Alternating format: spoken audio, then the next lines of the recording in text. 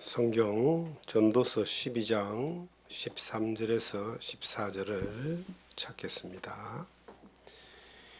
일의 결국을 다 들었으니 하나님을 경외하고 그의 명령을 지킬지어다. 이것이 모든 사람의 본분이니라. 하나님은 모든 행위와 모든 은밀한 일을 선악간에 심판하시리라. 아멘. 하나님을 경외하라는 제목으로 전도서 12장 13절에서 14절의 말씀을 통해서 우리에게 주시는 하나님의 은혜를 함께 나누기를 원합니다. 하나님은 만물을 지으신 창조주이십니다. 만물을 지은 목적은 사람을 이 땅에 살게 하기 위해서 완벽한 조건으로 만물을 창조하셨습니다. 하나님의 형상을 따라 지음받은 사람이 이 땅에 모든 만물의 혜택을 누리며 사는데, 그 사람이 사는 목적이 뭐냐면은 하나님을 사랑하는 것입니다. 하나님을 사랑하는 그 방법에 대해서 성경은 자세하게 안내하고 있습니다. 하나님과 사람 사이에 가까워질 수 없는 유일한 이유가 죄인데, 그 죄를 인간의 편에서 해결하라고 말하지 아니하시고 하나님의 편에서 해결해 주신 놀라운 사랑이 예수 그리스도의 십자가에 의해서 이루어 주신 대속의 사랑이고 구원함의 은혜입니다. 이 사랑을 받은 모든 사람들이 이 땅에서 하나님을 사랑하면서 사는 것이 인간의 본분인데, 그 본분을 사람들은 잘 까먹습니다. 잊어먹습니다. 그리고 어떻게 사는 것이 하나님을 사랑하며 사는 것인가에 대하여 구체적으로 잘 이해를 못하고 그렇게 막연하게 살아가는 경우도 많이 있습니다. 하나님과 이 사람은요, 뗄래야 뗄 수 없는 관계죠. 인간은 이 땅에 살면서 어느 날 생명의 수를 다하면 이제 하나님께 돌아갑니다. 예수를 안 믿고 구원받지 못한 사람도 하나님께 가고, 예수를 믿고 구원받은 사람도 하나님께 가는데, 그 가는 곳이 나뉘어지죠. 천국과 지옥으로.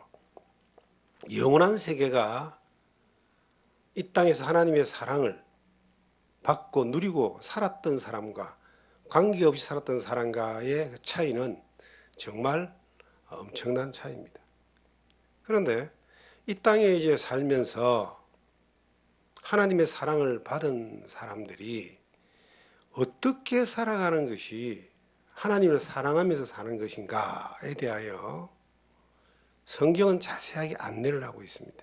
이 전도서는 하나님의 사랑과 은혜를 가장 많이 받은 사람 중에 한 사람인 솔로몬이라는 사람이 인생의 노년에 평생에 하나님으로부터 받고 누리고 경험했던 것들을 하나님 주신 지혜를 따라서 기록한 것입니다. 인생에 사는 목적이, 솔로몬은 왕의 아들로 태어났고 왕이 되었고 하나님 앞에 지혜도 얻게 되고 부귀영화와 명예와 권력과 1000명이나 되는 처첩을 둘 정도로 부러울 것이 없는 인류 역사상 가장 화려하고 부유하고 지혜롭게 살았다고 하는 이 사람이 인생의 마지막 부분에 이렇게 이제 고백을 하는 겁니다. 일의 결국을 다 들었는데 여호와를, 하나님을 경외하고 그의 명령을 지킬 것이니라. 이것이 모든 사람의 본분이니라. 이 세상의 부귀 영화와 권력과 권세와 건강과 지혜는 다 바람을 잡는 헛된 것과 같기 때문에 그거는 목적이 아니다. 그렇게 사람들은 사는 것이 목적인 것처럼 살지만 그것은 바람을 잡으려는 것과 같은데, 이게 바람이 아닌 진짜 목적이 있는데 그것이 하나님을 경외하는 것이고 그의 명령을 지키는 것이다. 이것이 영원한 것이다 라고 그렇게 결론을 내리고 있습니다. 사람은요, 무엇을 위해 사는가를 이렇게 보면은 자기의 살아가는 환경, 눈앞에 있는 것에서 그것을 결정짓습니다. 공부를 위해서 학생들은 살죠. 뭐 부모의 기쁨을 위해서 살죠. 근데 대부분은 나중에 이제 자기의 기쁨을 위해서 삽니다. 자기의 기쁨과 만족을 위해서 뭐 재물을 많이 모으든지 부동산을 많이 가지든지 권력을 가지든지 자격증을 따든지 뭐 여러 가지 자기 기쁨을 위해서 운동도 하고 여행도 다니고. 근데 그 기쁨이 얼마나 가느냐? 100년도 못 가는 겁니다. 바람이 훅 지나가는 것처럼 확 지나가 버리는 거예요. 그런데 진정한 기쁨이 될 수 있는 것은, 인생의 진정한 기쁨은 모든 걸 누려보고 바람이 같은 헛된 것이라는 것을 깨닫게 된 이 솔로몬은 하나님을 경외하는 것이 사람의 본분이다. 이것이 진정한 기쁨이다라고 고백을 하고 있습니다. 이 세상에 하나님의 사랑을 받고 영생의 약속을 얻고 하나님의 은혜 가운데 살아가는 사람들의 인생의 목적이 뭐냐? 하나님을 영광되게 하는 겁니다. 하나님 영광을 돌리는 것인데, 이걸 다른 말로 하면 하나님을 기쁘시게 하는 것이다. 히브리서 11장 6절에 믿음으로 나아가는 자는 반드시 그가 계신 것과 그가 자기를 찾는 자들에게 상 주신이심을 믿어야 할지니라. 이 땅에서 하나님이 내 앞에 계시다라고 하는 것을 의식하고 사는 것이 하나님을 경외하는 겁니다. 우리가 학생 때 선생님 앞에 있으면 쫄리잖아요. 부모 앞에서는 함부로 행동하지 않잖아요. 뭐 시장이나 대통령 앞에서는 경솔하게 행동하지 않잖아요. 앞에 있으면 뭐 조금 이렇게 자세가 가다듬어지는 것처럼 하나님이 살아계신데, 그 살아계신 하나님 앞에 계시면은, 그렇게 살면은 그 하나님 앞에 영원한 나라에 갔을 때 그 상을 잃지 않는 거예요. 그 상이 그대로 이어지는 거예요. 그런데 이 땅에 살면서 하나님 앞에 있지 아니하고 하나님을 의식하지 않고 마음대로 사는 사람들은 이 땅에서도 뭐 자기 마음대로 살다가 그냥 먼지만 쫓아가고 바람만 쫓아가다가 훅 날아가는 그런 것을 경험하고 살겠지만, 하나님 앞에 갔을 때도 그가 받을 수 있는, 누릴 수 있는 것은 없다고 봅니다. 바람과 같이 다 날아가 버리고 없다, 이렇게 보면 되는 겁니다. 사람이 살면서요, 무엇을 위해 살고 누구를 기쁘게 하느냐라고 하는 것은 인생 자체를 평가할 수 있는 겁니다. 무엇을 위해 사는가? 하나님의 영광을 위해서 산다. 누구를 기쁘게 하기 위해서 사는가? 하나님을 기쁘게 하기 위해서 사는 겁니다. 주께 기쁘시게 할 일이 무엇인가를 시험해 보라는 말씀이 있고, 로마서 12장 2절에 보시면 하나님의 선하시고 기뻐하시고 온전하신 뜻이 무엇인지를 분별하라. 항상 어떤 일을 선택할 때, 어떤 길을 걸어갈 때에, 어떤 삶의 모습에 처해 있을 때에 하나님이 기쁘시게 하는 것인가, 하나님을 기쁘시게 하는 것인가를 분별하라. 이걸 좀 계산해보고 판단해보고 선택해라. 우리의 일생의 모든 순간 가운데서, 우리가 닥치는 모든 환경 가운데서 하나님을 기쁘시게 할 일이 무엇인가를 생각하고 어떤 선택이 하나님을 기쁘시게 하는 것인가를 분별하고 산다는 것은 하나님을 경외하는 사람의 삶의 모습입니다. 그렇게 살면은 실수를 덜하게 되어 있습니다. 실패를 덜하게 되어 있습니다. 가장 안전한 길로 걸어갈 수 있습니다. 여호와는 나의 목자라 그랬는데, 그 목자를 따라가는 것은 내가 그 목자의 걸음을 분별할 때 따라가는 거예요. 분별 못하면 목자인지 그다음에 뭐 사꾼인지 일인지 늑대인지 분별 못하면 아무나 따라가긴 따라가는데 따라가다 죽는 겁니다. 우리 주변에 잘못된 목자, 사꾼, 이 사탄의 종들, 거짓 선자들이 얼마나 많이 널려가 있습니까? 전부 다 양의 옷을 입고 양의 탈을 쓰고 사람들을 자기가 옳다 그러고 자기로 따라오라고 그렇게 가는 거예요. 그런데 내가 하나님을 경외하는 믿음의 기준이 있으면 이걸 분별하는 거예요.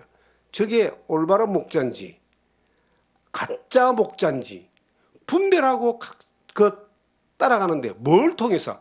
하나님을 기쁘시게 하는, 일의 결국을 다 들었으니 여호와를 경외하고 그의 명령을 지킨다. 말씀을 따르는 거예요. 하나님 앞에서 말씀을 따라갈 수 있는 지혜를 주시는 겁니다. 그래서 하나님을 기쁘시게 하는 것에 대하여 내가 기준을 가져보는 것이, 이것이 하나님을 경외하는 사람의 삶의 태도고, 그것이 하나님을 사랑하는 사람의 삶의 모습인 겁니다.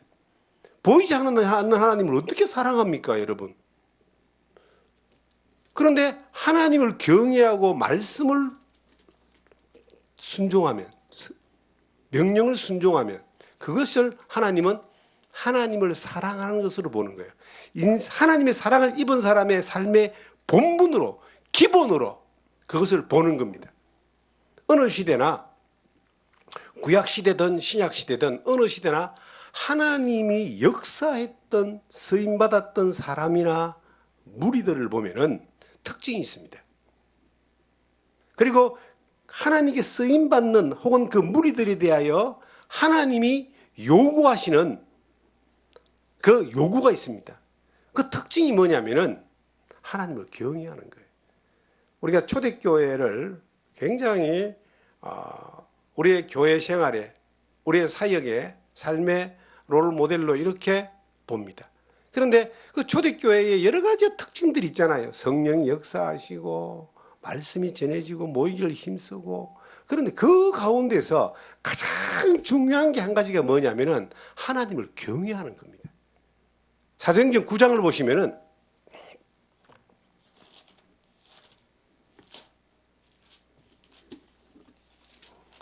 사도행전 9장 31절을 보시면 이런 말씀이 나옵니다.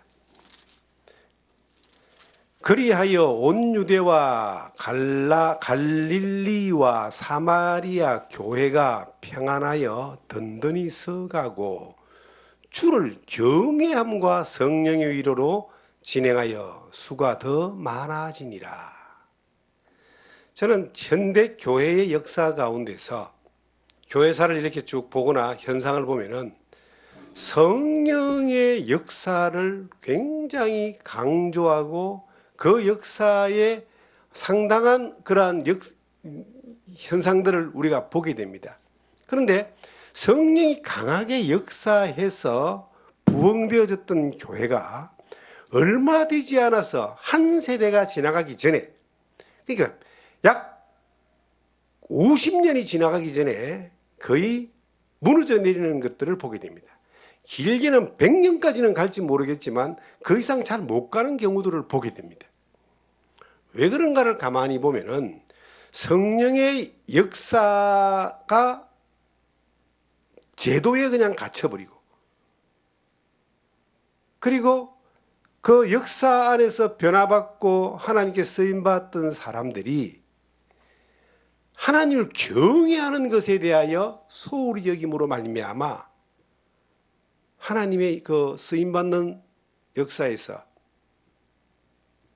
버려지는 그런 경우들을 많이 보게 됩니다. 특히 한 세대, 어떤 한 사람을 통해서 놀라운 역사가 일어났던 부흥의 역사가 있었습니다. 미국에는 뭐 무디나 아니면 영국에는 스펄전이나 우리가 지난 세대의 수많은 사람들을 이렇게 보게 됩니다. 그런데 그들은 이름으로만 존재하고 있고 박물관의 유적처럼 그렇게 관광지로 존재하고 있지만, 혹은 어떤 뭐 기업화된 선교회로 존재하고 있지만, 많은 경우 이게 하나님의 역사 가운데서 멀어지고 껍데기만 훌륭하게 치장되는 것들을 보게 됩니다. 왜 그럴까를 가만히 볼 때 저는 하나님을 경외하면서 멀어졌기 때문이다라고 그렇게 저는 개인적으로 분석을 합니다. 우리 시대도 마찬가지입니다. 우리 앞선 시대에 얼마나 위대하고 놀라운 사람들이 많습니까? 성령의 역사를 통하여 크게 역사했던 한국의 교회의 복음의 부흥의 역사를 이끌었던 사람들이 한 세대가 지나가기 전에 그 무리나 그 사람들이 변질되거나 아니면 소리 없이 사라져버리는 그러한 경우들을 볼 때에, 그리고 도리어 좋지 않는 소문들로 인하여 하나님 영광을 가리는 것들을 볼 때에, 이게 뭔가를 가만히 볼 때에 나타나는 현상과 성령의 놀라운 능력에 의존하여 그 한 세대를 이끌었지만, 그 안에 각자 개인이 혹은 리더하는 사람들이 하나님을 경외하는 것에 대하여 이것을 놓쳐버렸기 때문에 하나님 앞에 늘 겸손하게 늘 하나님께 영광을 돌리고 하나님을 예배하고 하나님을 찬양하고 하는 데서 벗어나서 자기가 찬양받고 자기가 높임받고 자기의 기념비를 세우고 자기를 자랑하고 또 자기 것으로 말미암아 권력을 삼는 이러한 것들로 변질되는 것으로 인하여 하나님이 역사 가운데 사라지는 버려지는 그런 것들을 구약시대나 신약시대나 계속 역사를 통해 보게 됩니다. 그래서 뭐가 문제냐? 성령의 역사가 문제가 아니라 하나님을 경외하는 그 개인의 그 각자의 그 무리 신앙의 태도가 하나님 앞에서 벗어나면 하나님은 살아계시잖아요. 절대 안 속습니다. 몇 번을 돌이킴에 대한 시도를 하겠지만 인간의 욕심은요, 하나님의 그 능력만큼 강한 거예요. 욕심이 당기는 그 힘은, 사탄의 힘과 이 인간의 본능적인 욕심은 하나님을 대적할 만큼 강한 겁니다. 그 욕심에 이끌려서 하나님을 경외하는 것들에서 멀어지면 종교가 남고 제도가 남고 껍데기만 남게 되는데 하나님은 속지 않기 때문에 버려버리는 겁니다. 신명기 10장에 하나님 이스라엘 민족을 구원하여서 애굽에서 구원하여서 이제 그 광야에서 불기둥과 기름기둥으로 구름기둥으로 그들을 인도하고 만나와 메추라기를 먹이고 적군을 막아주고 하시면서 하나님이 그들에게 모든 걸 다 제공했어요. 근데 한 가지를 요구하시는 거예요. 너희가 계속 이렇게 하나님의 은혜 가운데서 하나님의 도우신 가운데 약속의 땅으로 들어가고 약속받은 민족으로 복을 누리려면 한 가지를 해라. 한 가지를 지키라 이 말이에요. 이게 놀랍도록 그 단어가 하나님을 경외하는 겁니다. 신명기 10장을 보시면은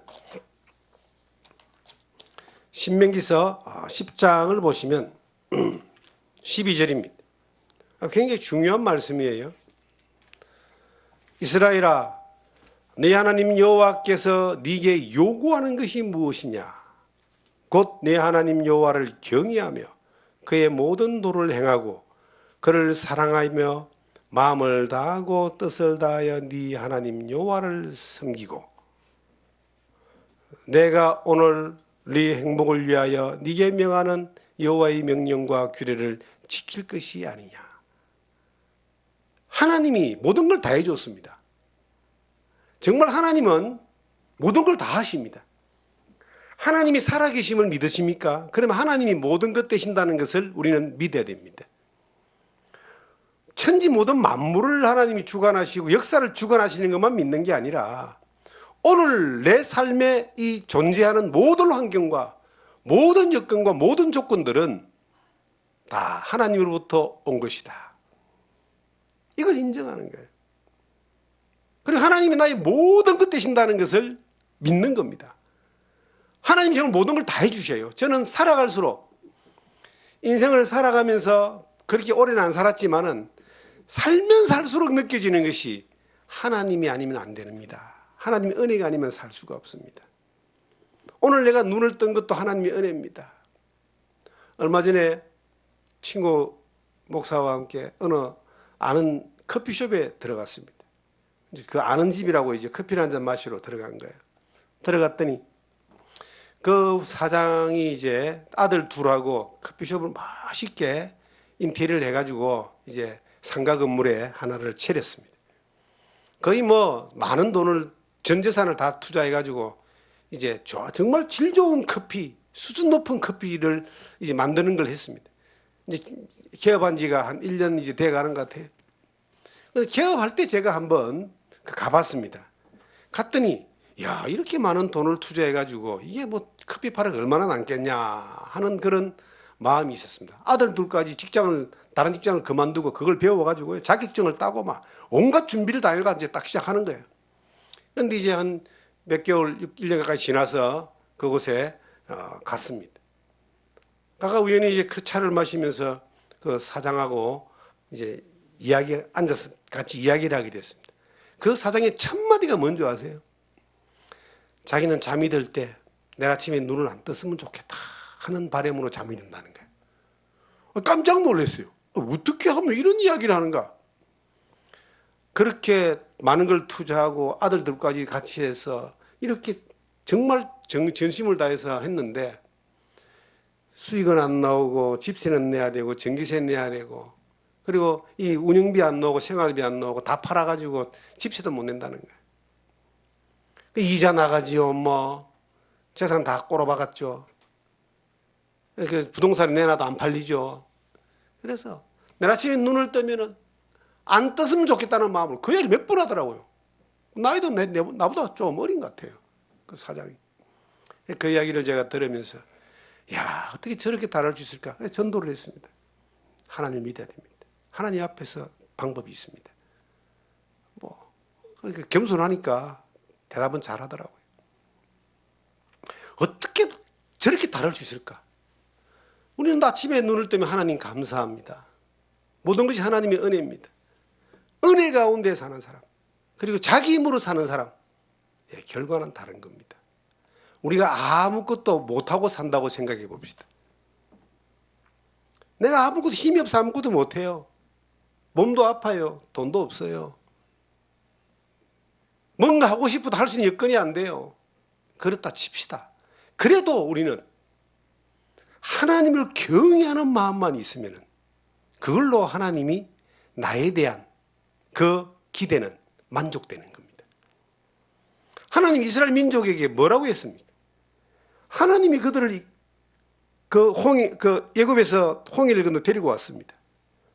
모세가 힘이 세서 이끌고 온 게 아니에요. 하나님 10가지 재앙을 내린 거예요. 하나님이 홍해를 갈랐어요. 하나님이 광야에 그들을 이끌어다가 배고프다니까 만나를 먹이고 목마르다니까 반석을 쓴 물을 주고 고기가 먹고 싶다니까 메추라기도 보내고 밤에 막 춥다고 그러니까 구름 기둥으로 덮어주고 낮에 덥다고 그냥 하니까 또 밤에는 불기둥 낮에는 구름 기둥으로 덮어주고 다 해줬잖아요. 다 해주고 하나님이 말씀하시는 다 해줬는데 앞으로 더 해줄 게 있다. 그게 약속의 땅 가나안으로 데리고 가는 거야. 근데 내가 다 해줬는데 너에게 한 가지만 요구할게. 다 해준 하나님을 경외하라. 이게 무리한 요구입니까? 이스라엘 민족이 평생 그 하나님을 경외하는 하나만 지켰으면 그들은 광야에서 고생하지도 않고 가나안 땅에 가서 전쟁도 하지 않고 그리고 블레셋에 침공도 당하지 않고 바빌론의 멸망도 당하지 않고 그래 갔을 거예요. 그런데 한 가지를 놓친 거예요. 하나님이 다 해줬는데 하나님의 아들인데 하나님의 백성인데 다 해줬는데 왜 그들이 망했냐? 왜 그들이 고생했냐? 왜 그들이 침략을 당하고 포로가 되고 그랬냐? 한 가지를 했어요. 하나님을 경외하는 것을 하지 않았기 때문입니다. 그들은 율법이 있고 제사가 있고 성막이 있고 성전이 있었지만은 하나님을 향하여 경외하는 마음이 사라지고 제도만 남고 종교만 남고 거창한 건물만 남아 있었기 때문에 하나님을 안 속는다니까요. 그러니까 하나님 버려버리잖아요. 하나님 뭘 요구하느냐? 하나님을 경외하라. 지금 우리에게도 마찬가지예요. 초대교회의 놀라운 부흥이 지속되었던 것은 성령의 역사와 더불어서 중요한 한 가지가 있었어요. 그 성령의 역사와 더불어서 바울이 있고 베드로가 있은 것이 아니라 성령의 역사와 더불어서 하나님을 경외하는 믿음의 사람들이 교회가 있었기 때문에 성령의 역사가 그 초대교회를 통해서 지금 우리에게까지 복음이 지는 역사를 이어왔다는 겁니다. 이스라엘 민족이 하나님의 정인으로 그들이 그렇게 쓰임받는 가운데서 가장 중요한 한 가지를 놓쳐버리기 때문에 고난의 역사가 그 디아스포라, 흩어지는 역사, 홀로코스트, 대박해의 역사 이런 것들이 그들을 지배하고 있는 겁니다. 하나님과 뗄 수 없지만 왜 하나님을 향하여 그 믿음의 모습으로 복을 누리는 것이 아니라 하나님을 향하여 반역하고 배신하는 것으로 말미암아 고난과 징벌의 역사로 이 역사를 우리에게 보여주고 있느냐는 겁니다. 이거는 우리에게도 하나의 큰 교훈이 되는 겁니다. 교회의 지나온 역사 가운데서도 제도가 남고 종교가 남고 건물이 남고 사람의 권력이 남았을 때 이 복음은 쇠퇴하고 부패하고 찌그러졌습니다. 그런데 하나님을 경외하는 사람들이 성령의 역사와 함께 있을 때는 이것이 유지가 되어가는 겁니다. 지금 우리에게 가장 큰 문제가 뭔지 아세요? 우리가 뭐 여러 가지를 갖다가 지금 뭐 해야 됩니다. 목소리 큰 사람들 막 권력을 가지고 정치적인 발언도 하고 사회적인 발언도 하고 그리고 막 무력 행사도 하고. 그런데 저는 가장 중요한 것은 그게 아니고 하나님을 경외하는 믿음으로 우리 각자가 서는 겁니다. 하나님을 경외하는 그러한 자세로 교회가 서는 것입니다. 그러면요, 하나님이 역사하시잖아요. 사람이 힘으로 막는 걸 자랑하는 것이 어떤 면에서는 나는 굉장히 염려가 되는 사람입니다. 사람이 힘으로 뭔가를 이끌어가는 것이 아니라 하나님의 능력으로 이끌어가야 되는데 사람도 힘이 있으니까 사람의 힘으로 뭔가를 하려고 하는 이것이 이제 하나의 권력이 되고 힘이 돼가지고 지난 이 교회사 역사를 봐도 그 암울했던 그 종교 암흑기 시대, 그 십자군 전쟁으로 인하여 그 하나님의 이름으로 수많은 그러한 학살을 자행하고 약탈을 자행했던 역사가 천년가량 가잖아요. 이것이 기독교의 종교 암흑적인 그런 시대였다면 지금 우리 시대는 그럼 어떨 것인가? 하나님을 경외하는 믿음으로 우리가 회복되는 게 가장 중요합니다. 그래서 교회가 개인이 그렇게 가야 됩니다. 우리는 이렇게 생각합니다. 그럼 어떻게 하면 하나님을 경외하고 살 것이냐? 하나님을 경외한다는 것은 그 말씀을 순종하는 겁니다. 이 성경에 기록되어 있잖아요. 내가 오늘 네 행복을 위하여 네게 명하는 여호와의 명령과 규례를 지켜라. 네 행복을 위하여. 이것이 하나님을 기쁘시게 하는 것이고 하나님을 경외하는 것인데 간단하다. 하나님의 말씀, 명령과 규례를 지키는 겁니다. 타협하지 않고 눈치 보지 않고 지켜나가는 것입니다. 우리는 각자 개인의 생활 가운데서 죄라고 하는 것이 늘 유혹합니다. 우리를. 그러잖아요? 우리 일상생활 가운데서 그 많은 유혹들을 당하고 있습니다. 마귀는 계속 우리를 공격합니다. 하나님 우리에게 말씀하십니다. 명령을 지키고 규례를 지켜라. 그러면 죄를 이겨버린다니까요. 여러분, 우리 죄 안 지으려고 막 애를 쓰고 선하게 살려고 막 애를 쓰고 저도 옛날에 그렇게 했는데요. 저는 어느 날 성경을 보다가 원리를 하나 발견했습니다. 어차피 죄를 안 지으려고 애를 쓰는 거는 아무리 애를 써봐야 세상 유혹이 더 크기고 마귀가 더 세기 때문에 딸려갈 수밖에 없는 거예요. 마음 먹고 작심삼일 계속. 그런데 어느 날 성경을 보다가 이것이구나 하고 깨달아진 게 있어요. 잠언 8장이에요. 잠언 8장을 보시면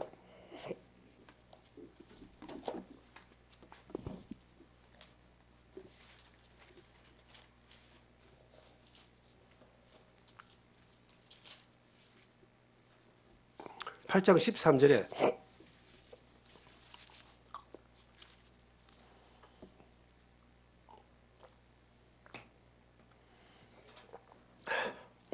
여호와를 경외하는 것은 악을 미워하는 것이라.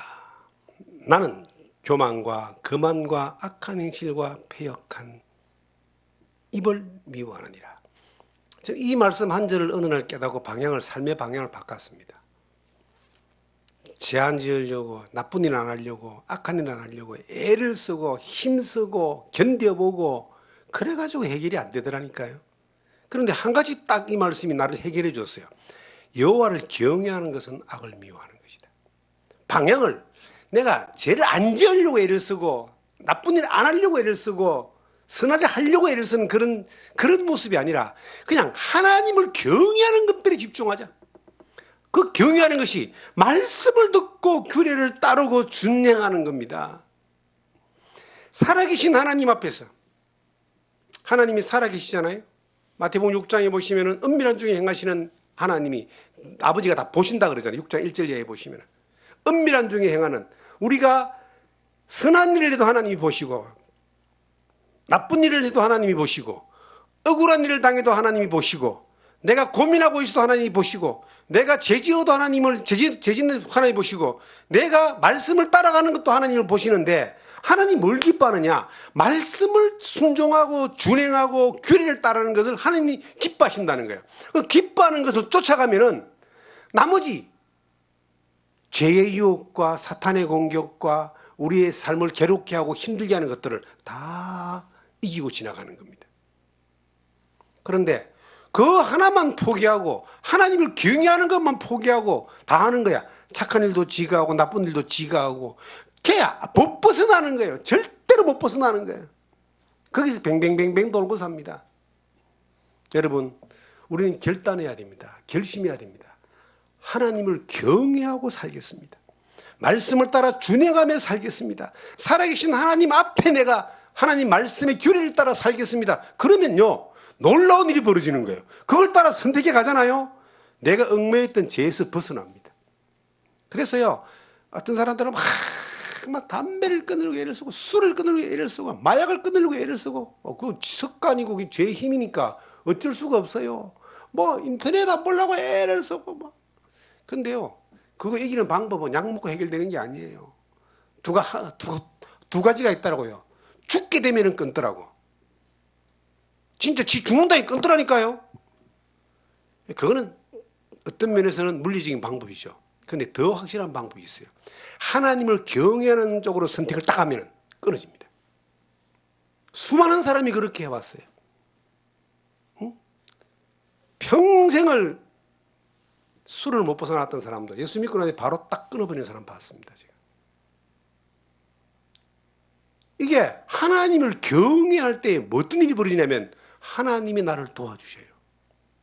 끊어버리게, 이겨버리게. 그래서 우리는 항상 그렇게 생각합니다. 사람들은 이런 마음을 가지죠. 하나님을 경외해야 되겠구나. 내일부터. 이게 문제잖아요. 그죠? 이 다이어트가 안 되는 사람의 가장 큰 문제는 내일부터. 그죠? 오늘 실컷 먹고 내일부터. 내일 되면 또 내일부터. 마귀는 항상 우리에게 이야기합니다. 내일부터. 주님은 언제? 오늘부터. 지금부터. 저는 예수 믿고 난 뒤에 이 예습관 대부분들은 하루에 다 끝났습니다. 이 말씀이 딱 믿어지니까 말씀을 따라 하나님을 경외하는 그 말씀을 따라가는 걸로 선택에 딱 가니까 생각도 안 나. 다 해결되더라니까요. 이게 방법입니다. 우리가 우리 힘과 의지로 사는 것이 신앙생활이 아닙니다. 그거는요, 신앙생활 아니라도 의지가 깊은 사람은요, 합니다, 여러분. 근데 신앙생활은 하나님의 인도하심과 도우심으로 사는 거예요. 여러분, 이 세상 모든 사람들은 자기 힘으로 살아요. 하나님 믿고 하나님 도움으로 사는 게 아니라 다 자기 힘으로 다 하려고 그래. 돈도 지가 벌어야 되고 건강도 지가 지켜야 되고 가정도 지가 살림 살아야 되고 직장도 지가 해야 되고 사업도 자기가 해야 되고 자기가 하는데 그게 얼마나 가냐 이 말입니다. 자기 건강 지키려고 그렇게 운동하더라도요. 자기 건강 자기가 지켜야 된다고. 근데 자기가 관리하는 건 맞는데 자기가 지키는 게 아니에요. 운동 열심히 하다가 한 방에 심장마비로 돌아가는 사람 많이 봤습니다. 예? 오래 살려고 마라톤 뛰다가요. 무릎팍 다 나가가지고 주저앉아서 많이 봤다니까 내가. 자기가 지키는 게 아니에요. 하나님 지켜줘야 돼요. 나는 관리하는 겁니다. 아무리 좋은 거 먹고요. 건강을 위해서 뭐 산삼을 몇 뿌리 먹어도 가는 사람 금방 가더라니까요. 산삼 먹는다고 건강해지는 게 아니고 하나님이 지켜줘야 건강한 거예요. 하나님의 도움을 받는 사람이 그것이 가장 잘 사는 사람이고 하나님이 기뻐하는 사람이 언제까지 영원까지 보장되어지는 칭찬 가운데 있는 겁니다. 저는 세상 사람들이 다 사는 세상 방법으로 사는 거예요. 세상의 모든 정보는 내 힘으로 내가 잘해가 내가 잘 사는 거예요. 모든 정보가 이것이 땅에서 오는 지혜입니다. 그걸로는요 하나님을 경외하는 반대가 되는 겁니다. 그 위에서 난 지혜, 골로새서 3장처럼 위에서 난 지혜, 위의 것을 생각하는 하나님으로부터는 그 지혜는 어떤 사람이 누리고 왔느냐? 하나님을 경외하는 사람. 10명이 있어도요, 그 가운데 하나님을 내가 경외하잖아요. 경외하는 믿음으로 말씀을 따라 준행하고 하나님을 사랑하며 살면요, 이 사람은 10명은 뭐 별짓을 다 해도 그대로 그냥 그러고 다 가는데, 이 하나님을 경외하는 이 사람은 해와 같이 빛나는 그러한 결과를 가져오게 됩니다. 성경에 그렇게 기록되어 있어요. 어느 날 여호수아가 이스라엘 민족을 이끌고 가나안 땅에 들어갔습니다. 얼마나 좋습니까? 약속의 땅 가나안 땅. 그냥 7 족속하고 전쟁을 일으켜가지고 다 이겨버렸어요. 딱 들어가서 이제 12지파에게 다 땅을 분배하고 나눠주고 이제 딱 보니까 얼마 지나지 않아, 몇 년이 지나지 않아서 이스라엘 백성이 전체다가 하나님을 경외하는 것들에서 떠나가 버렸어요. 어떤 사람은 막 하나님 잊어버리고요, 가나안 땅에 있는 신들을 막 쫓아가는 거예요. 가나안 땅에 원래 섬겼던 신들, 복 줬다는 그 신들을 쫓아가서 산당을 짓고 제사를 드리고 우상을 만들고 막 하나님을 경외하는 걸 잃어버리니까 이제 막 가나안에 막 그 뭐 사람들하고 막 그 섞여가 혼인도 시키고 막 난리가 아닌 거예요. 그래서 이걸 갖다 다시 물릴 수도 없고 때려잡아 죽일 수도 없고, 이제 여호수아는 나이도 늙었고 이스라엘 백성들을 불러 모아놓고 이제 마지막 유언 같은 말을 하는 거예요. 너희들 이러다 망한다 이 말이에요. 안 망하려면 어떻게 해야 되느냐? 하나님을 경외하라. 뭐 집을 짓고 댐을 만들고 공장을 만들고 이게 우리가 잘 사는 게 아니라 하나님을 경외하는 것이 가장 중요하다. 하나님 보이지 않았느냐? 그렇게 이야기하는 거예요. 여호수아 24장을 보시면은 여호수아의 그 유언이 이렇게 나옵니다. 14절부터 보시면요, 그러므로 이제 여호와를 경외하며 온전함과 진실함으로 그를 섬기라. 너희 조상들이 강 저쪽과 애굽에서 섬기던 신들을 치워버리고 여호와만 섬기라. 만일 여호와를 섬기는 것이 너에게 좋지 않게 보이거든 너희 조상들이 강 저쪽에서 섬기던 신들이든지 또는 너희가 거주하는 땅에 있는 아모리 족속들의 신들이든지 너희가 섬길 자를 오늘 택하라. 오직 나와 내 집은 여호와를 섬기겠노라 하니. 놀라운 선언입니다. 얼마나 답답했으면은, 야, 이 좋은 데 땅에 와가지고 어떻게 저쪽에 살 때 애굽에 있던 신들을 지금 여기 숨겨서 와서 섬기느냐? 어떻게 하나님이 도움으로 여기까지 와서 이곳에 있는 신들을 섬기느냐? 넌 둘 중에 하나 선택해라. 나는 여호와만 섬기겠다. 이 14절에 그러므로 이제 여호와를 경외하며 온전함과 진실함으로 그를 섬기라 이야기입니다. 여호와를 경외하는 것이 이스라엘 민족의 가장 중요한, 생존의 가장 중요한 열쇠고, 여호와를 경외하는 것이 초대교회의 가장 중요한 열쇠였고, 지금 우리가 사는 이 시대도 여호와를 경외하는 것이 우리에게 가장 중요한 열쇠라는 겁니다. 내가 어느 환경에 있든지 어느 모습으로 있든지, 여러분, 내가 큰 일을 하지 못하고 놀라운 일을 하지 않아도 하나님을 경외하는 것이 내 안에 있는 것을 생각해 보십시오. 저는 어떤 큰 교회 다니는 성도들이요, 자기 교회 큰 거 굉장히 자부심 있게 생각하더라고요. 우리 예배당이 뭐 약 몇백억짜리라 그러고, 우리 예배당 성도가 막 몇천 명이고, 우리가 선교를 얼마나 하고, 우리 목사님이 얼마나 훌륭하고, 다 좋은 겁니다. 그런데 그 뭔 소용이 있어요? 거기 천국까지 가는 거 아니에요. 거기에 하나님을 진정으로 경외하는 사람이 몇 명이나 있는가? 내가 하나님을 경외하며, 하나님만 경외하며 그렇게 살고 있는가? 이게 중요한 거 아니겠어요? 우리도 한번 질문을 던져봅시다. 그리고 내일로 미루지 말아요. 내일은 항상 마귀가 던지는 가장 달콤한 유혹입니다. 오늘 선택하라 그러잖아요. 저는 하나님을 경외하는 걸 선택하면 그 나머지 모든 것들은 그거는 뭐 다 해결됩니다. 하나님을 경외하는 삶을 살면 우리 안에 모든 어려운 것들, 실타래, 엉키고 섞인 거 다 풀어 지나갑니다. 그렇게 주님 앞에 가는 날까지 가다 보면은 정말 하나님이 인정하시는 삶, 인도하시는 삶, 하나님의 은혜 가운데서 모든 순간을 누리는 삶을 살게 될 줄 믿습니다.